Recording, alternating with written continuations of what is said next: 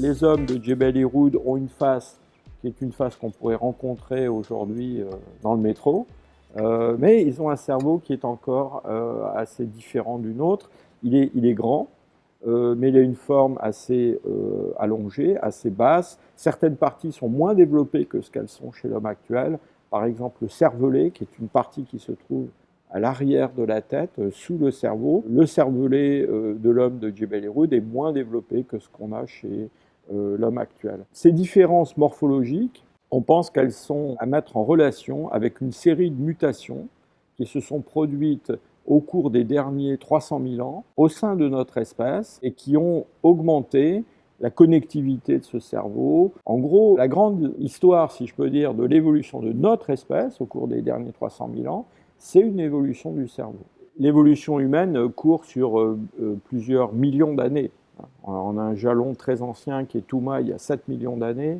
Lucie, beaucoup plus près de nous, à 3 millions d'années.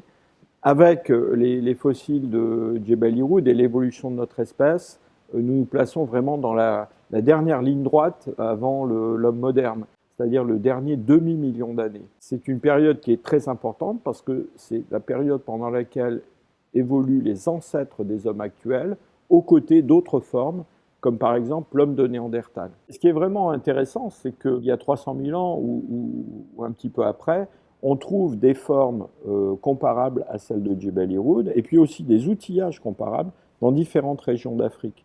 Et donc ce que nous pensons, c'est que plutôt que d'avoir une apparition dans un petit jardin d'Éden quelque part en Afrique subsaharienne, eh bien notre espèce a évolué à l'échelle du continent africain. On a longtemps cru que l'homme moderne était apparu de façon assez rapide, il y a environ 200 000 ans en Afrique de l'Est, dans une région assez réduite.